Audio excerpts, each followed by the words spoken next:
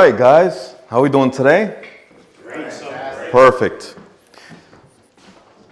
Who wants to make some money? Perfect. So for $10, who thinks could give me 20 push-ups? You were the first one. Let's go.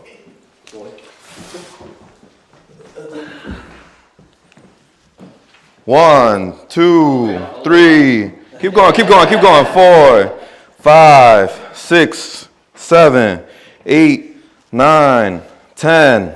1, 2, 3, 4, 5, 6, 7, 8, 9, 10. Perfect. There you go, brother. Quick cash.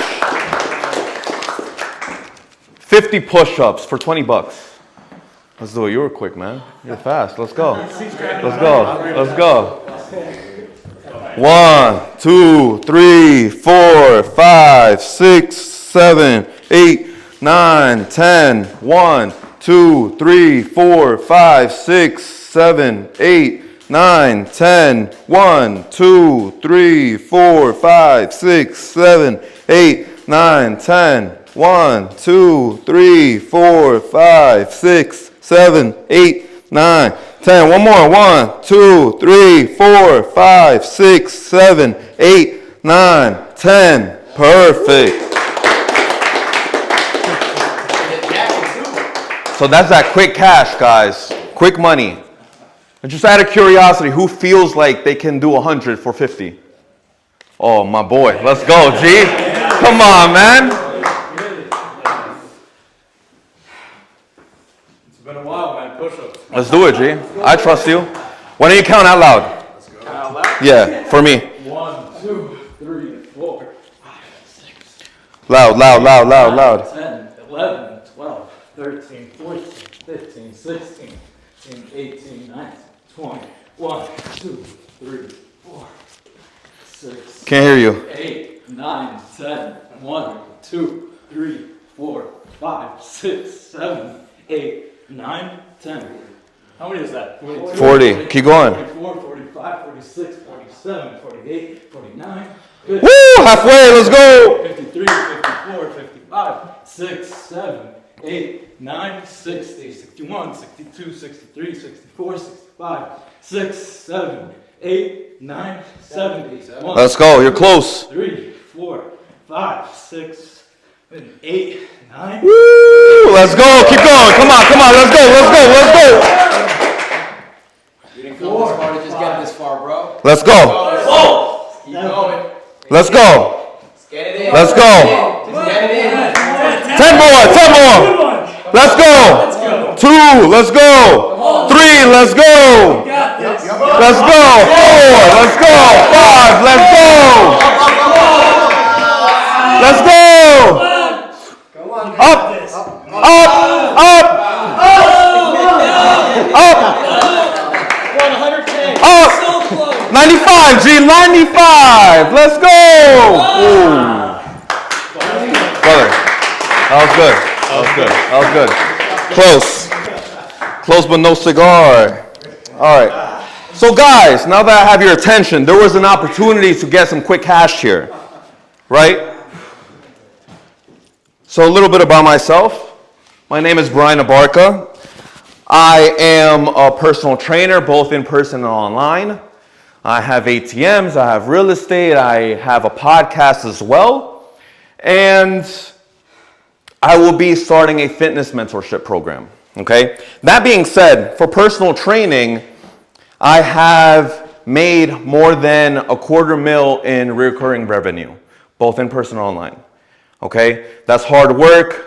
13 years, it happens now automatically. All right, hopefully with some of the steps that I've come up with so I could educate you guys, hopefully you guys could do the same and maybe do double, triple that, okay? And that's only just one portion of what I do. All right, ATMs. I have ATMs all over the tri-state area, both in Jersey and in New York City, and that's recurring.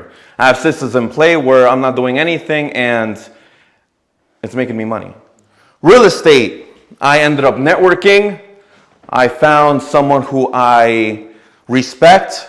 There was a partnership, and based on that, we collaborated and we bought property together. Okay, and we're going to go into detail with that and what are the perks of that. And a podcast host. I have a podcast. I'm on my 4th season, starting up soon, and I utilize that to network with other entrepreneurs. Okay, so everything is going to make sense once I connect everything. And with the fitness mentorship program, that's something that I'm going to be starting, and I already have a wait list for. Okay, and I didn't even launch the product yet. I could teach you steps on how to utilize that and how to do that for your business. Cool? Cool. Great.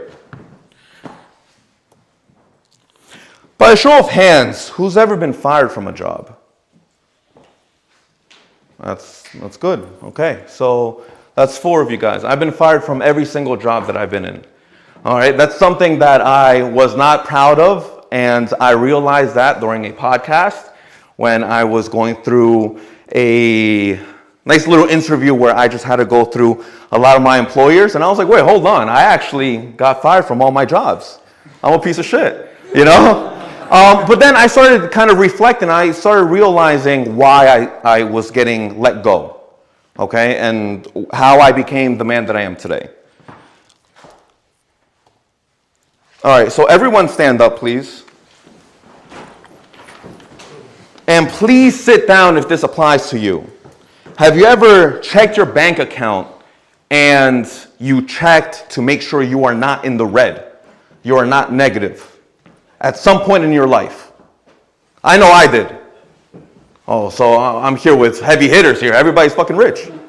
God damn, okay, cool. Check the account and it's negative. Check the account. If it's negative, I'm like, damn, hopefully I didn't overdraft. Yeah. Okay, cool. So most of you guys, all right, sit down. Now, I remember when I was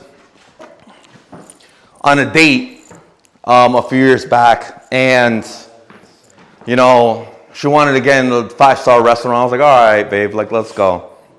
And I paid, and I'm like, holy shit, my credit card's about to fucking reject, this and that. You know, everybody's been there, hopefully. And I had to go to the bathroom right before I ended up going to valet, and I had to double check, and I'm like, damn, I'm not in the red, thank God. Okay, it's been like that, all right? Go ahead, man. If you could go around, please. Around, thank you. And, you know, we could relate. All right, every man has been in a similar situation. Maybe not on the red, but maybe haven't really achieved their expectations or their goals or their projections, let's say, for example. Okay? So how did you figure it out? Now, there was 3 or 4 that are really, really good G's, but if anyone wants to share, how did you figure it out? Jose, you said you wanted to check if you were on overdraft. How did you figure it out? How did I figure out how to get out of that situation? Yeah. I mean, I had to reflect on myself and understood that I put myself in that Okay. situation, right? It was a problem that I caused because of negligence. For whatever reason, I allowed this to happen, and then that negative momentum caught on, and I was like, fuck. Yeah. Right? So then I had to take action and put myself in a situation where I wouldn't allow that to happen again. Yeah. So you had to create a plan, do whatever, take action, and that's that. And what's crazy is that he made a mistake and he learned because it never happened again. Does anyone else want to share a story? No, okay. I just shared mine. Jose just shared his. Now, who wants another stream of income?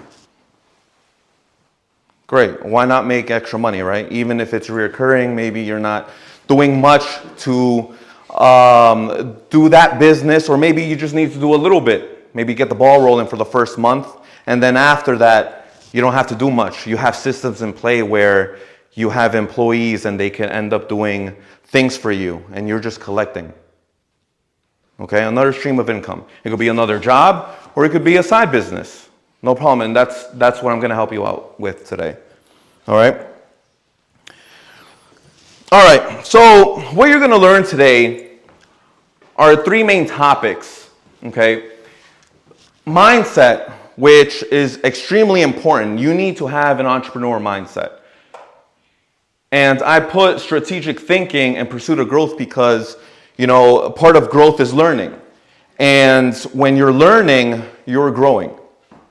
Okay? And you need to be a little bit strategic or perspicacious, like our good friend usually says, to learn from those surroundings and mistakes and then capitalize on that.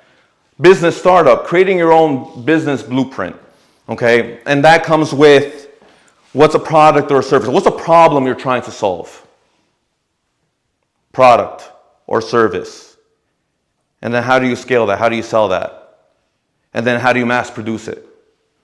Depending on how much side income you want. Maybe you want $10 a month. I don't know. Maybe you want 1,000. Maybe you want 10,000. Maybe you want 20,000. But you want these steps. And last thing is sales. How are you going to sell this product or service? You want to have something so irresistible that a customer or a client is going to be like, you know what? I'm going to be feeling like a stupid idiot if I don't buy this and I don't take advantage of this opportunity, regardless of what type of salesperson you are. You know what I mean? You could be a shark, or you could be a very nonchalant, conservative person, okay? Or you could be maybe in the middle and you just adapt to an environment. But that being said, you want to make sure that the service or the product you believe in and there's a problem and you can sell that. Okay? All right, so the mindset. The strategic thinking is extremely important, and the pursuit of growth is extremely important. Okay? I remember when I was growing up and how I got into entrepreneurship.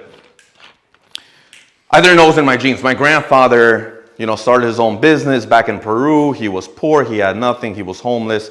And he found a girlfriend who ended up being grandmother. And they started a business front in Peru. A small little store. It was a convenience store. And he capitalized from there. 50 years later, he ended up popping 8 kids. And everybody's making good money and they're successful. Okay? So that being said, when I was growing up, I didn't know that genetics was in me. And I had shitty jobs here and there. I played security and I was 130 pounds. Who the hell am I gonna fucking, you know what I mean? I mean, with a big ass head. So that being said, I started catching myself selling sneakers. How did I sell sneakers? So my mom, I love her to death, but she is extremely cheap, okay? And I went to a Catholic school my whole life, even though I grew up in Patterson. And she was a single mom. She busted her ass to really get me through there. And that being said, she would give me about $20 a week so that I can feed myself for lunch. Now, going to Catholic school, each meal was about $7 or $8. So if you do the math, I'm only going to be eating for 3 days a week. All right? That's what it is. So what I thought is like, you know what? I'm not going to eat. I'm going to save this money. And every 2 months, I'm going to buy the latest Jordans, the latest sneakers. And I used to be a sneakerhead. I would get the rarest sneakers. I will sell them for profit, make money, and then go from there. That was literally my story in high school. I was a sneakerhead. I had all the Jordan 13s if you guys are sneakerheads. All of them. The OGs from 98. Okay? So that being said, I started getting into different ventures, and I honestly did not think I was going to become an entrepreneur. All right? But long story short, I ended up getting into fitness. I ended up getting into leasing, then ATMs, then all of a sudden real estate, and now I want to teach everybody what I learned, because it took me 13 years of trial and error. And why not have a mentor to help you out so that you won't waste time? Okay? So seeing failures as learning opportunities, like for example, Jose's example was a really good one. He made a mistake. I've made mistakes. You learn from it. You only learn if you don't do it twice. I'm going to repeat that again. You only learn if you don't do the same mistakes twice. That's extremely important, because if you do it 2 times, you did not learn. 3 times, and people have different spectrums of learning. Okay? And for professional growth, maybe you are satisfied with 6 figures. Maybe you're satisfied with a little over $250,000. Maybe you're satisfied with $500,000. Maybe you want to become a millionaire. But you want to know what your goal is, and then you can kind of make a web and go from there. That's extremely important. Business startup. Who here has their own business? All right, so most of you guys. Who here has more than one business? Okay, good. So most of you guys only have, you guys are only employers, or most of you guys only have one business? Want to have multiple? So the first things first, you want to find a niche. And a niche is a problem. What problem are you trying to solve? And it could be anything. When I ended up thinking about my problem that I'm trying to solve, I stumbled upon it, and it's all based on experiences.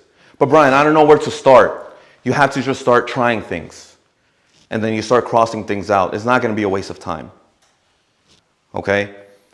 Now, a problem that you're trying to solve is extremely important because that's what you're going to try to sell.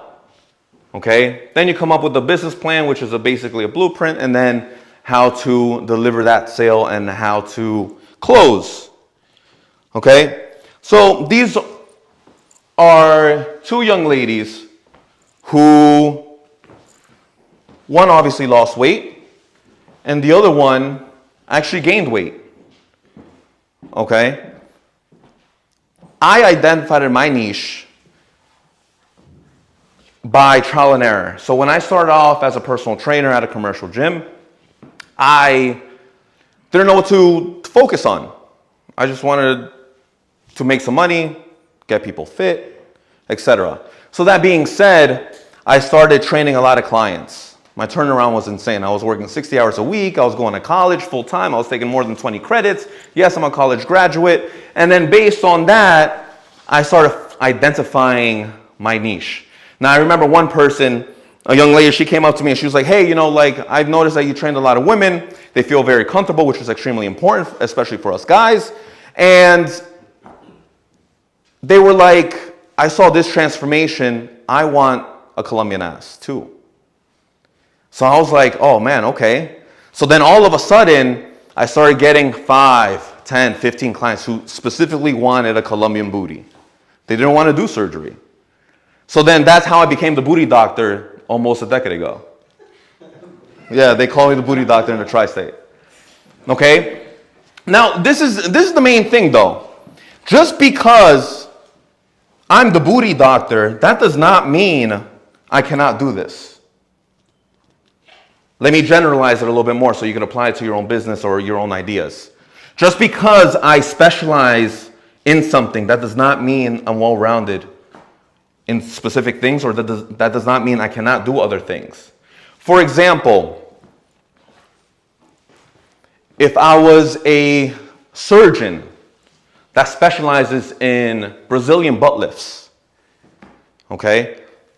He went to medical school, he went to college, he went through biology, and he can diagnose a common cold, right?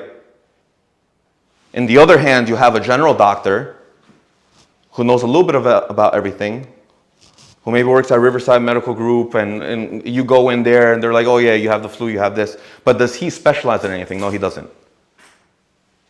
Okay, so even if they're both doctors, one has a niche, one doesn't, who are you going to go for if you want a Brazilian butt lift? The niche. You're a specialist. And you need to become a specialist so that you can start your own business. There needs to be a problem. Okay? And right here is extremely important. Like I said before, do not be afraid to try different niches. I changed my niches multiple times. Okay? I was a general fitness guy. Then I specialized on losing weight. Then I became the booty doctor. And I specifically only trained 18 to 24-year-olds. Now let's dive into that a little bit more, okay? So 18 to 24, maybe fresh out of high school, maybe she's in college. She's not making that much money. It did put my foot through the door. But then all of a sudden, my schedule started getting filled. And then I needed to make a decision. Okay, do I need to start denying people because there's only 24 hours in a day? Or do I raise my prices? I started raising my prices. Now, no disrespect to 18 and 24-year-olds, but you guys aren't making really good money. So if I'm raising my prices and the demand is there, but you cannot fulfill that demand, there's going to be an issue. Okay, so then I started adapting. I was like, you know what? Let me specialize in 24 to 35-year-olds. They're a little bit more established. They have a stable income. And then what happened? I started raising my prices even more because my schedule started getting filled. Okay? We need to adapt to our environments. Then what happens? I niche down even more. Okay, new moms. Why? Because usually postpartum, and bless all the moms out there, postpartum, they have a lack of confidence. They don't have the body that they had before. Okay? Usually, hopefully, they have a great household. There's stability there because why have a kid then if there's no stability? So I needed to adapt, and you know what? I can really niche down into, let's say, postpartum booty building. I'm still the booty doctor, but now my target audience are new moms. That does not mean I can't do this. That does not mean I can't train, little Jimmy who wants to become a bodybuilder, but this is my niche. Does that make sense?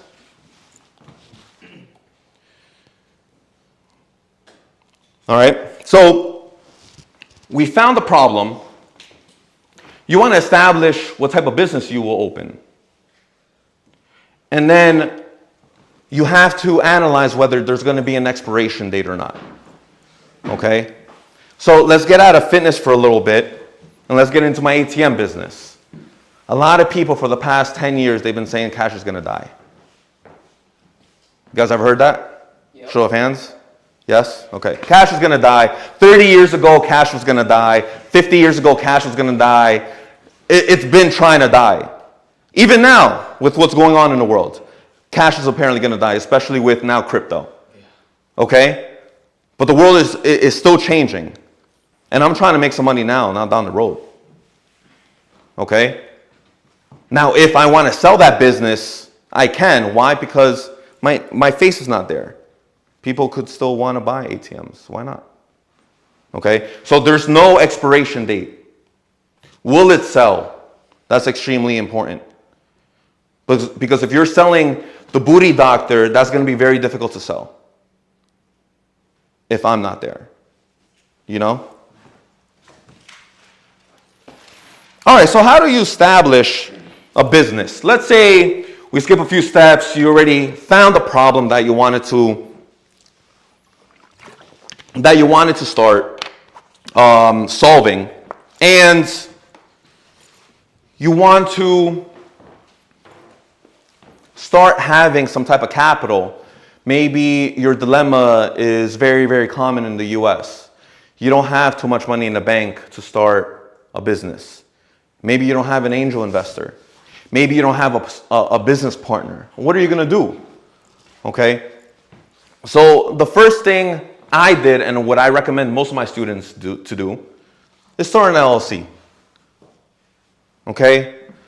An LLC is specifically only for liability, yes, but the whole goal here is to get something called an EIN number. And the EIN number is basically a social security number for your business. And with that number, you could go to any bank, even if your credit score is high or low, and you can open up a business account. Now, once you have a business account, you can do a lot of things. You can start tracking your expenses for your business, which is extremely important. You can't grow if there's no numbers to compare to. Okay? That's number one. Number two, what else you could do with a business account is open up a credit card. A credit card is extremely important because you're not utilizing your bank account, your own money that you worked so hard for. Blood, sweat, and tears. Whatever you do, you work so hard for the $5,000 that you have in your bank account, the $10,000, maybe $100,000. Maybe your parents have been telling you to save some money to buy some real estate. Okay, great. Why would you want to touch that money? Maybe it's in stocks.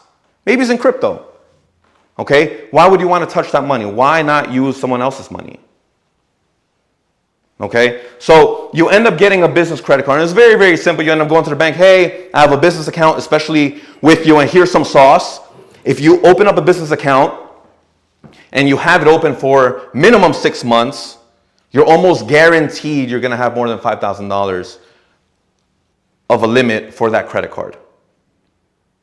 Regardless if your credit score is shit. If it's 400, great. You have leverage because you've been with that Chase or Capital One for a very long time. That's some sauce. Not many people know that. Okay? Now, if you just go to a bank and you're just like, hey, I want to open up a credit card. Okay, do you have a business account? No. And then they're going to still give you a business account, but that cap is only going to be $1,000. Yeah, it's free money, but why limit yourself? You didn't even start yet. Okay?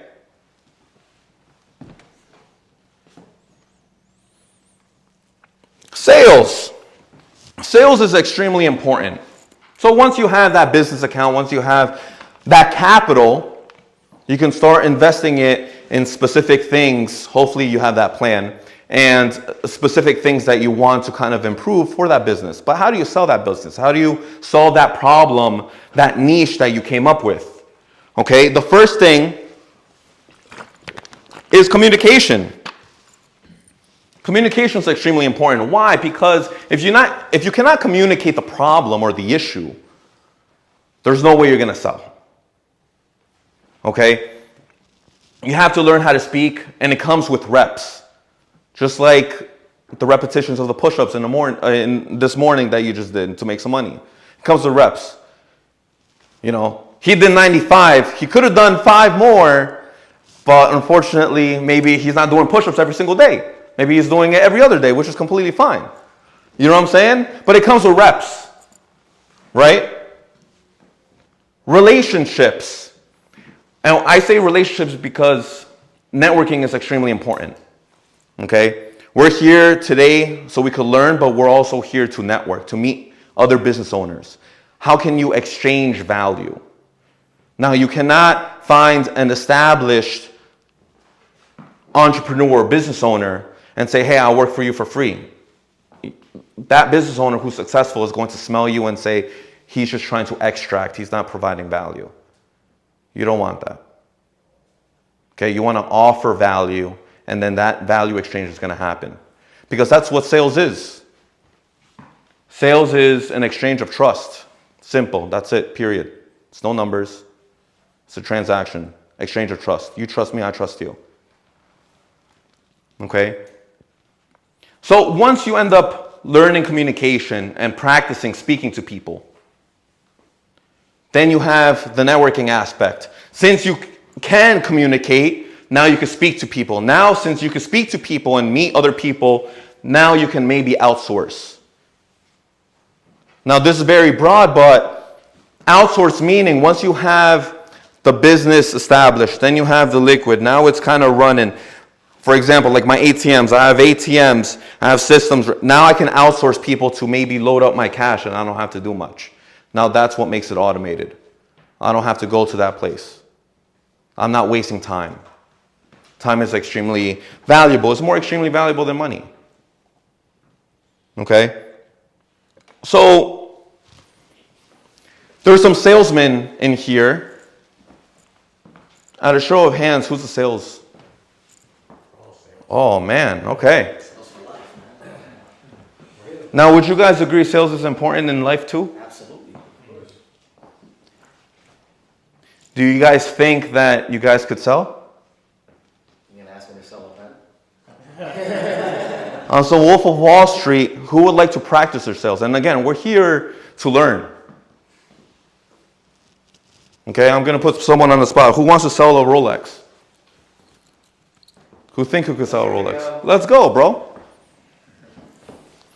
So just for context, okay, this is a 1979 date. It's barked 18 karat gold. Okay. Okay? first ever time holding a Rolex. All right, cool. So, Brian, what are you looking for today? Actually, I came in here in this Rolex store looking for a watch. A watch? Any particular reason why you walked into this store and not others? To be honest, I end up meeting a lot of people, and I want to just make sure that I'm at the same status as that person. Cool. So you want to have your watch as kind of like a status symbol to show that you're a successful guy and something that looks good as well? Yeah, but not really too much out of my price range. I don't want to get poor. Okay, yeah. What's kind of your budget that you're looking at? I don't know. I'm just kind of shopping around. I'm not sure yet. Cool. So, are you looking for something that's more on the gold side or silver, white gold? I think gold would be great because it will hold value, right? Exactly. And yeah, I mean, what's great about these Rolexes is that, when you purchase them, they, maintain value and they appreciate in value as well, so that it is a good investment as well. Do you want to try it on and see how it looks on you? Okay, is that the only option? No, we've got other options out here, but I've got this right here, so might as well see with this one. And if you want something that's different based off this, we can go from there. Great, perfect. Let me see this. Wow, it looks so beautiful. Wow, I like it. How much is this? That's about $10,000. $10,000. Wow, okay. And it looks pre-owned, which I kind of understand the price. Now, $10,000 is a little bit out of my price range. Okay. What would be in your price range? I don't know. Definitely less than 10,000. Definitely less than 10,000? Yeah. Okay. So your goal, right, as a businessman is to kind of showcase that, authority and credibility that you have. Do you think that having a watch that is as prestigious as a Rolex will be able to do that for you and help you achieve that? Yeah, but if I can't afford getting into a restaurant or a club, then there's no point in getting the watch then, right? Yeah, fair enough. All right. Anyone else? Payment plan. Anyone else? All right, so my guy here did amazing. But the issue here was that, and again, we're trying to learn. I don't even know his name. He didn't introduce himself, number one. He doesn't know my name. He didn't establish relationships. Okay? He can communicate, but he didn't establish a relationship.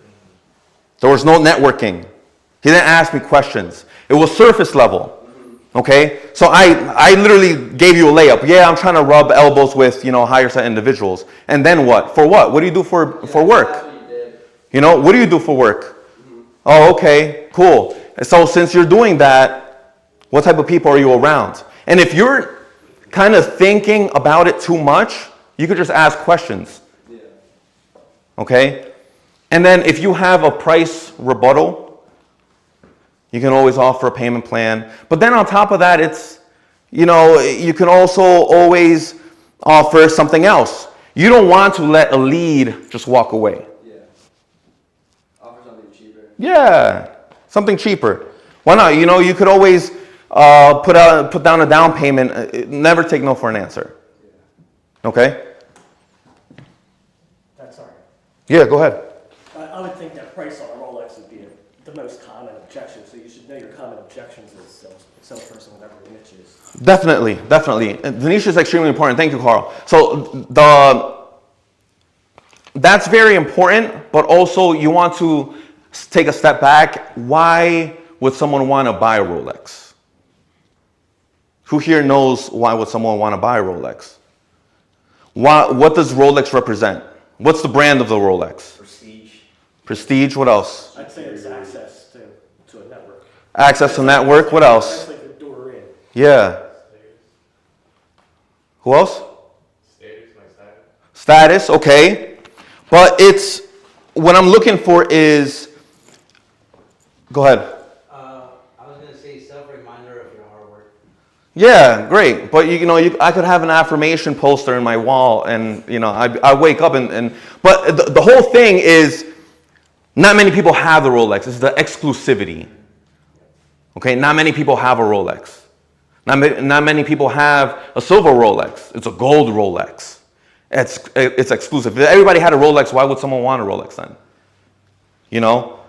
Oh, so Brian, you want to be exclusive then? That's what you mean. Yeah, yeah. Why do you want to be exclusive? Oh, you know, I'm trying to propel myself in business. Okay, great. What type of business are you in? Right there, you establish a relationship. What's my occupation? Then from there, oh, where? Where do you end up training? Where do you have a gym? What else do you do? And then you start fishing for little pain points. And then when I give you a pain point, oh, why do you want to have your elbows rubbed against other people? Do you have other friends that are in lower status? Oh man, yeah, I do. Yeah, you know, I just want to surround myself with higher set individuals. Oh, you know, there's Rolex clubs, right? You know what I'm saying? All right, so this is a stat that really caught my attention. Okay? Why have a business? According to the U.S. Bureau of Labor Statistics, 20% of new businesses fail during the first 2 years of being open. 45% during the first 5 years, and 65% during the first 10 years. That stat is insane. Why do you think this is? I'd say lack of sales. Lack of sales, maybe. What else? Lack of funding, maybe? Lack of funding. I just solved that issue, right? You can open up an LLC. What else? Not being able to scale. Maybe not being able to scale, yeah. It's all about systems though. Wrong niche. Maybe wrong niche, yeah. Networking though. Everybody has heard this. Your network is your net worth. All right. Currency is extremely important. Okay. How do you establish relationships?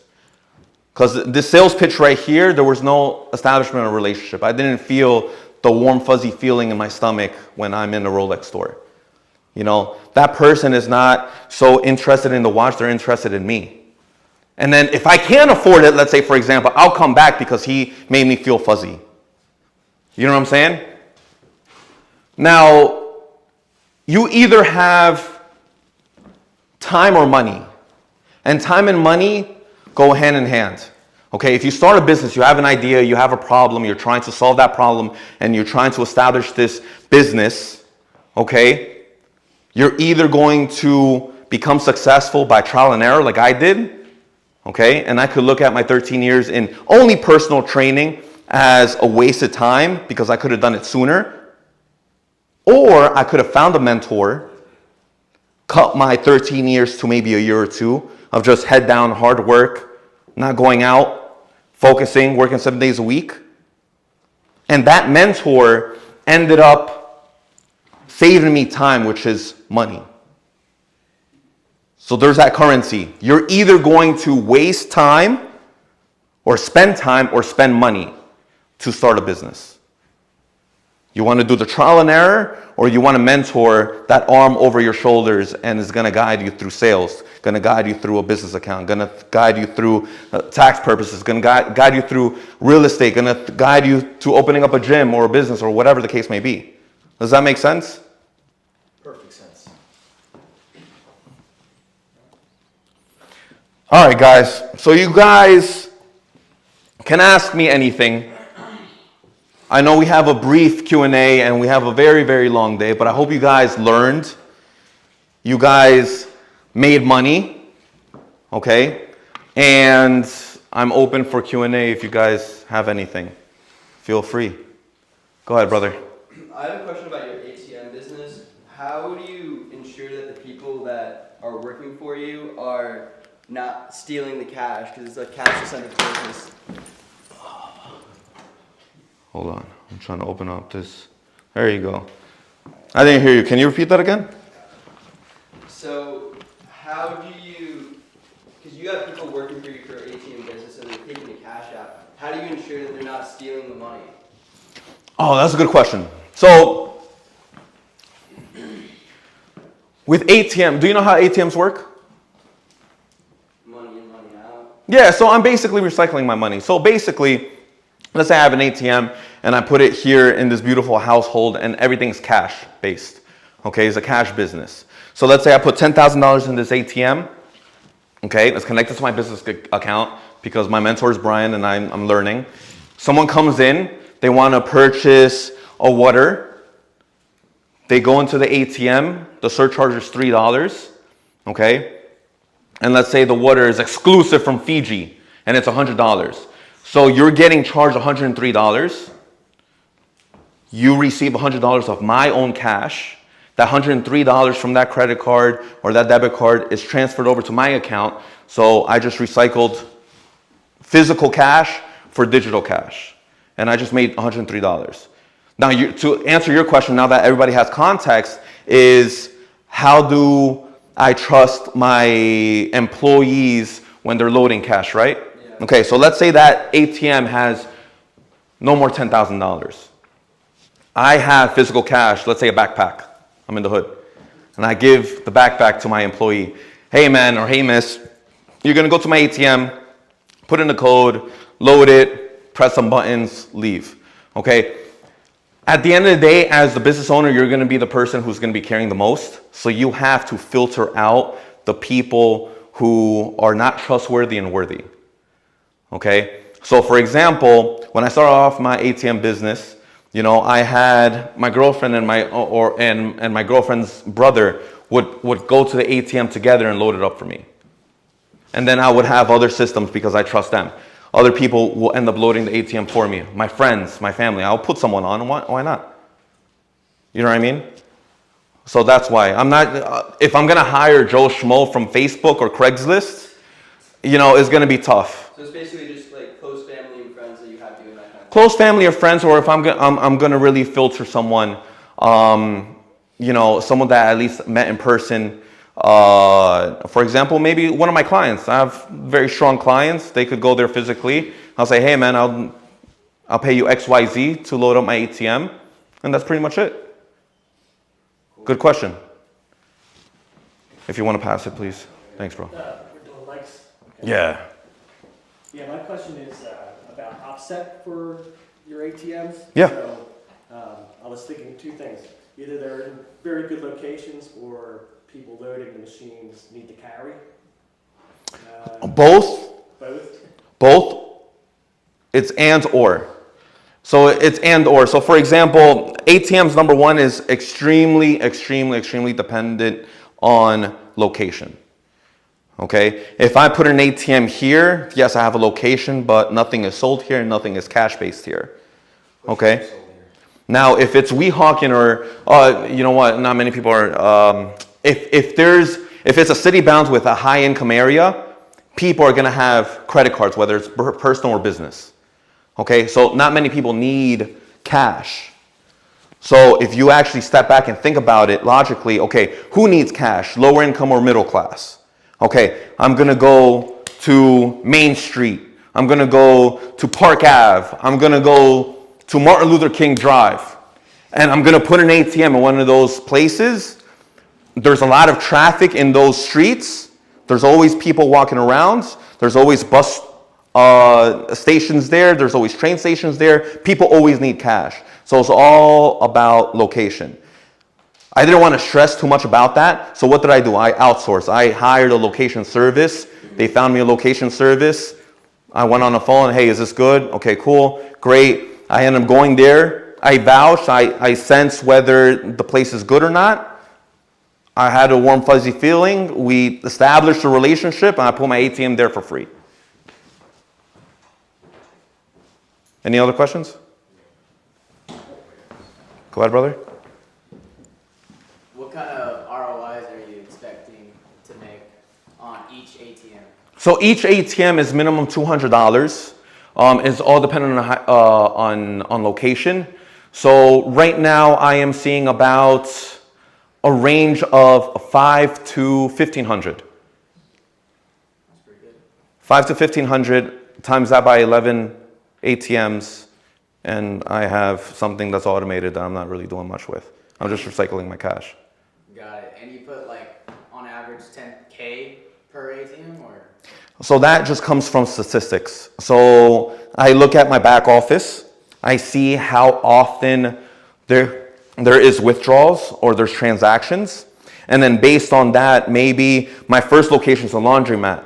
There's always going to be people in laundromats, especially in the weekends. Another spot is maybe a barbershop. Barbershop includes Zelle, Venmo, Cash App. So yeah, I'm seeing maybe $300 there, but in the laundromat, I'm seeing $1,000. So because I'm seeing low ROI there, maybe I'll just put 5,000 or 2,000 in there. And then in my laundromat, since I'm seeing a huge turnaround and I don't want to drive to the Bronx an hour and a half in traffic, I'll put maybe 15K there. You know, and maybe that barbershop is just down the block. I don't mind swinging by and having one of my guys load it, or I'll load it.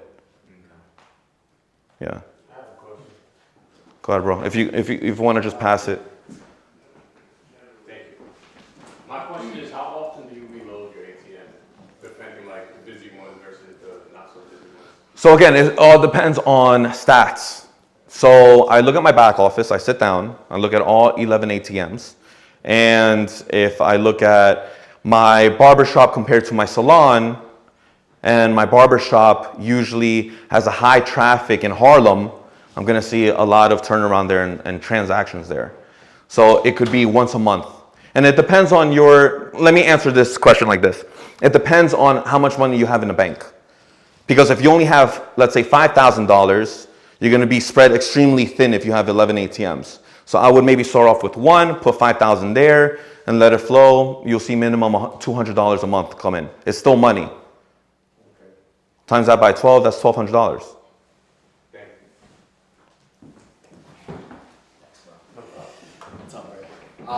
So Brian, I have a question. $2,400. Yeah, go ahead. Sales, right? I want to get Yeah. back to sales a little bit. How has sales helped you in other aspects of your life? Because you mentioned that it could pour into other aspects of your life. So I'm curious as to how you use sales for other things besides just business.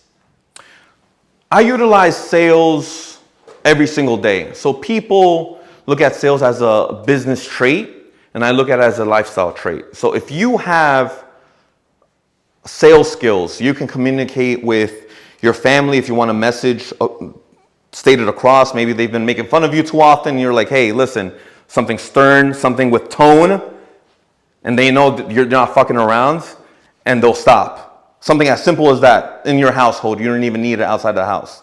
Or maybe outside the house. Maybe I'm on a date and I stutter every single time I open my mouth. Now, I could be extremely good looking, but if little Becky is talking to me on a 5-star restaurant and I can't even answer her first question, there's going to be an issue. I can't communicate there. I'm gone. So, and then on top of that, if I want to network and speak to other people who have business and I want to expand my circle of friends or brothers, I need to learn how to communicate as well. Because if I can't establish my point across or I can't share my experiences with business, then I have no value to offer. If there's no value to offer, then there's no trust. If there's no trust, there's no relationship. If there's no relationship, there's no transaction there. And sales is all about the transfer of trust. Thank you. Problem. Anyone else? Great. Guys, it was a pleasure. Oh, go ahead, bro. Yeah. I'm curious. I know I didn't get too much of the background and whatnot, what you've done in fitness before. It sounds like your personal training for as well. So I'm curious, like, how did you make that transition from personal training to go like online with fitness and whatnot? That's a good question. So I realized after working 60 plus hours a week that there's only 24 hours in a day. And I can be charging $50 a session. Even if I charge $150 a session, I'm still gonna be exhausted. And the quality of my product, AKA my service, AKA personal training, is gonna go down because I'm not 100%.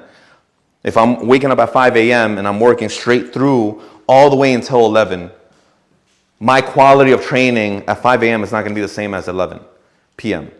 So that being said, I started realizing, okay, I need to shorten my hours throughout the day so I could increase my quality.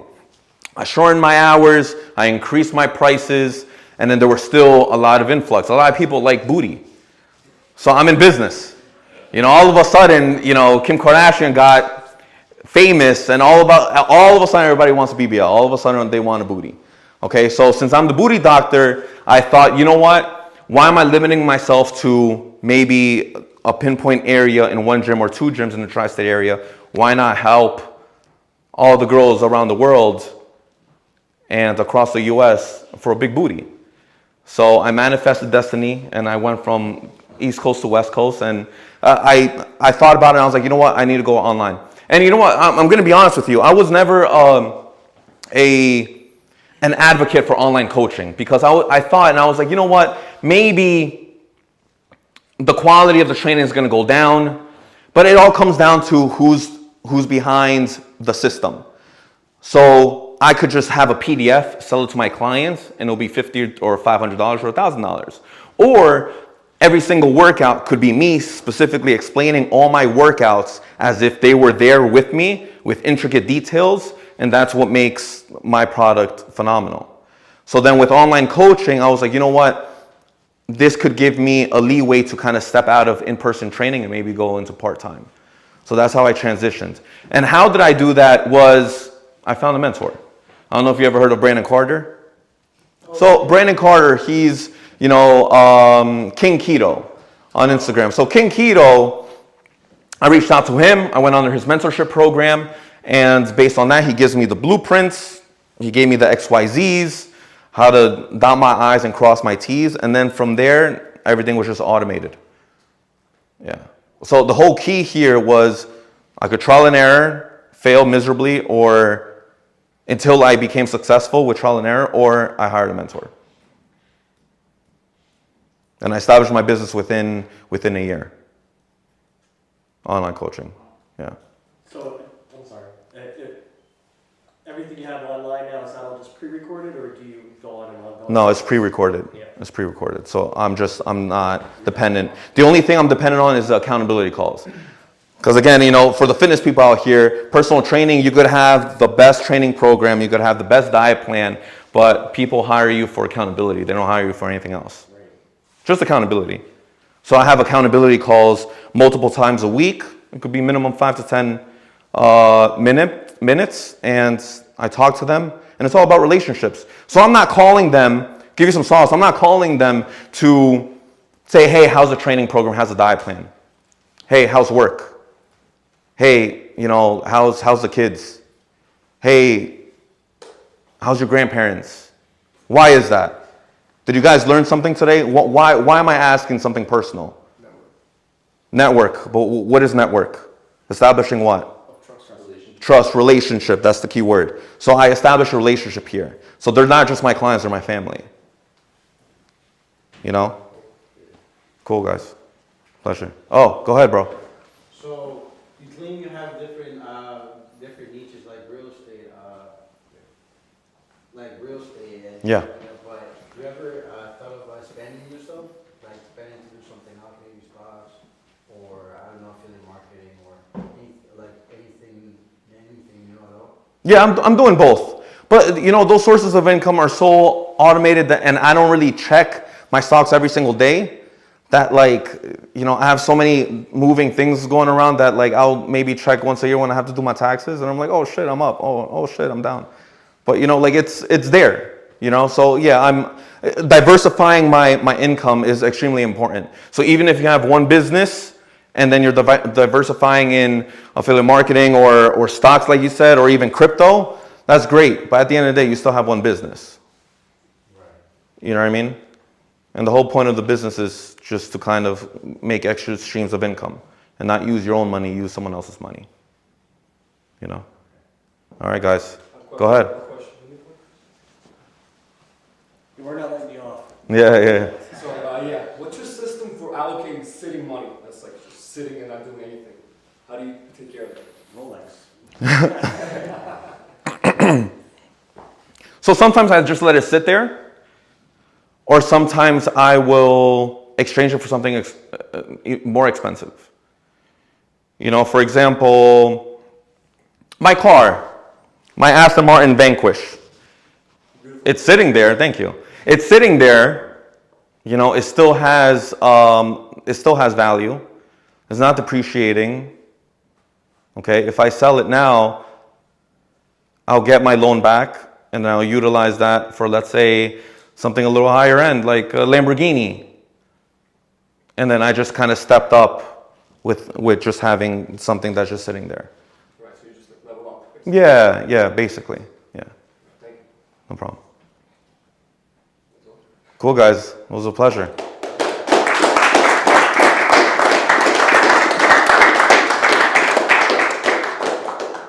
So gentlemen, thank you Brian for a wonderful opening presentation. We are going to take actually an extended break. Our next speaker, David Balge, is waiting on his videographer who should be here about 20 minutes or so. So you have some time to get some refreshments. I'm actually going to go have one of those little cigars. Thank you, Zach, for bringing those. Restrooms right here, so you got some time. Oh, that's Definitely make smooth. sure that you get around and meet other